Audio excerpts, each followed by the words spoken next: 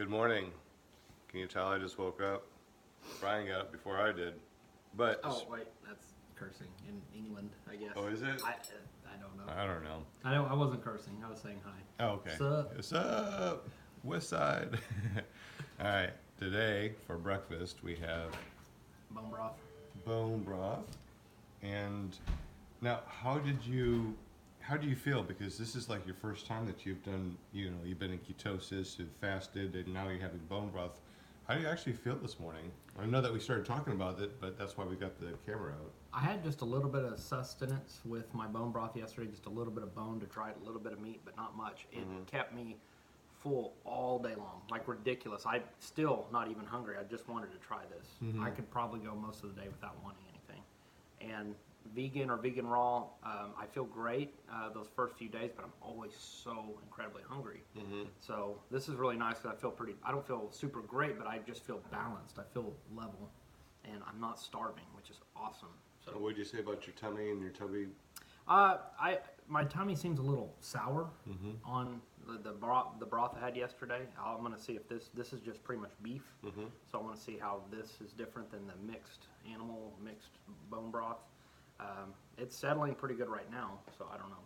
How about the bloating you just talked about? Bloating has already gone down. I'm usually really just like just grossly bloated from eating the SAD diet, but I feel really kind of shrunken this morning. That really oppressive pushing bloat is not there. So That's awesome. Yeah, and I feel the same way. Like I was telling them too about the first 10 days of just doing the water fast. I only drank when I was thirsty. I don't think that you need to drink a gallon or two of water when you're water fasting, because it really pushes out all of your electrolytes and everything. And for the first 10 days, I didn't do bone broth. I didn't use salt. I didn't do any supplements, and I felt amazing. And then on the 11th day, because of all the backlash I got from the fasting community, I tried the bone broth and supplements and stuff, and drank more water, and I felt absolutely horrible. And I was gaining weight, and I felt miserable. I felt tired. So only because Brian is here are we doing different types of bone broth to get him, into doing bone broth and staying on a keto diet and doing water fasting, which he thinks that he can do for a while. What do you think? I think I could do a maintained water fast if knowing that I could get a bone broth like this that didn't upset my stomach every 3 or 4 days, and kind of do a liquid refeed, if you will. Right. Just a small amount. I feel like I can just get back on it and keep going, and maybe push it to where I don't need anything, just the water. So I don't care. I don't listen to other people. There's so many opinions out there. I don't really listen to other people's opinions. I appreciate opinions, Right. but I've tried so many things that other people say, but people's biologies, Are so different. Yeah. lymphatic system, everybody's in such different conditions. Everybody has different biologies. They come from different genetic backgrounds, so different things are going to work for different people. I know vegan raw people that just feel like they're on cloud nine. They've been on it for years. I know people that are doing the meat only thing. They feel awesome. That tells me that just people are different. You've got to find your own niche. You have to become your own guru and find what works for you. And there's no unilateral, universal method for every single human being. I totally agree. So.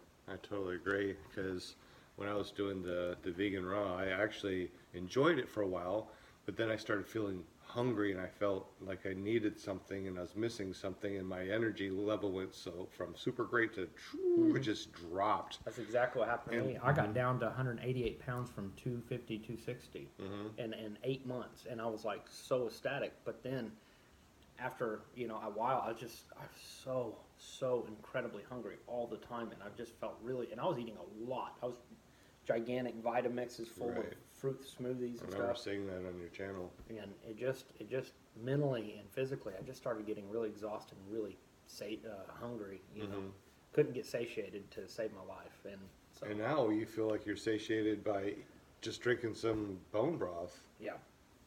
Absolutely insane. I mean, yeah, so there's a big difference. And to me personally, I think that feeling completely full and satiated, and actually feeling and hearing my hormones saying, stop, you are full, is amazing.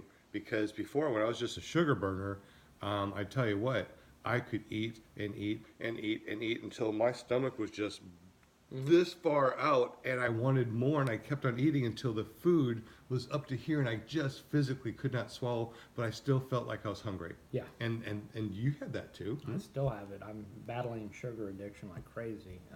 Even though I'm not hungry at all, my brain is telling me to eat sugar. It just wants sugar. Right now? Like a drug. Right Not now. right now, but as the day, it's usually in the afternoon, evening. It's when it gets really bad. Any candy wrapper I see, I could see a candy wrapper in the trash and it would trigger me.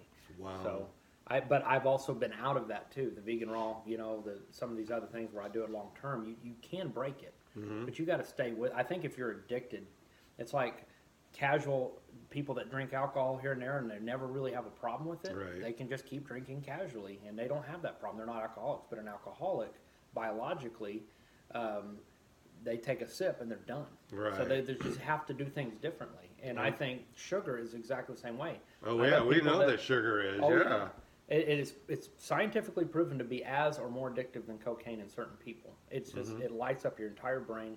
If you're one of those people, you've got to accept the fact that just because everybody else is doing it and it's legal doesn't mean that you can do it. You've got to be Absolutely. different, and that just sucks. It's just reality. You've got to live with that reality. And I think I'm coming to grips with that reality that I'm just one of those people that's super, super addicted to sugar. I'll eat till I'm sick, like a kid on Halloween. And we also know too that as soon as you start eating sugar, your insulin levels go up, and then that cuts off your "I am full" trigger, and then you just overeat. And as you get older, I'll tell you this: I feel very lucky to have these numbers. But I also know that my biological clock is ticking, and I only have so many chances left because I feel it that sugar is impacting my health more and more and more. Eventually, I will not have these numbers. No.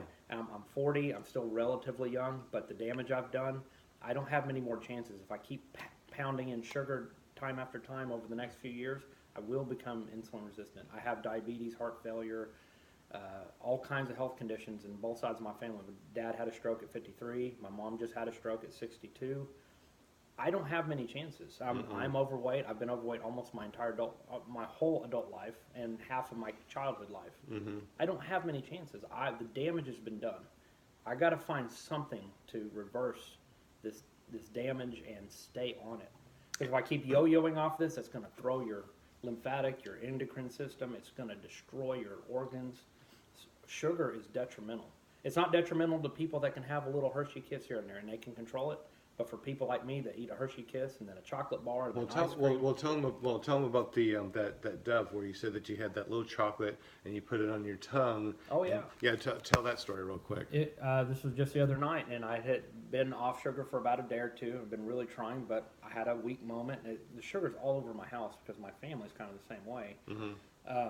But we have those little milk chocolate Dove squares in our drawer, and I saw it, and I put it on my tongue, and it was like a hit of drugs. I felt like I had just done a line of cocaine or something. Like, whoa. I've never done cocaine, but I always see the enactment on TV and stuff, And I've had people I know that have been on that kind of stuff, and it's the same. It's like the eyes roll in the back of my head, and I feel like it's just so pleasurable. Haven't even ingested it yet. It just hit my tongue, and I'm letting it melt in my mouth, and I'm just like, I could feel like this endorphin release all throughout my body, and I'm not exaggerating.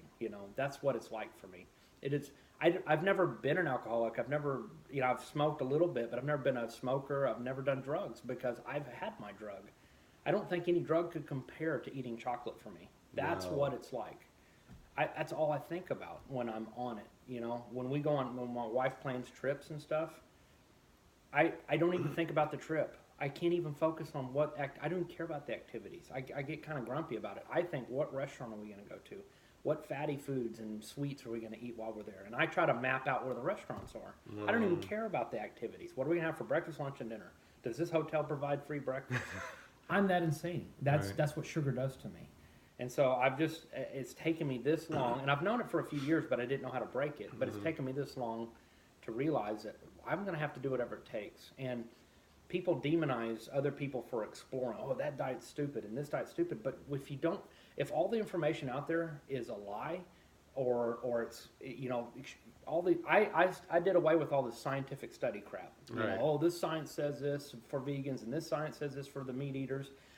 I can't listen to it because I don't have the intellectual depth to know what they're saying. I'm not a doctor. I'm not a physician. If you guys feel the same way, leave some comments down below. I know we've been talking for about 10 minutes, but leave us some comments down below and tell us what you think about sugar and your diets and stuff like that in the past. Thank you again for watching. We'll put up another video with all of our stats here in a second. Thanks. See ya. Bye. Bye.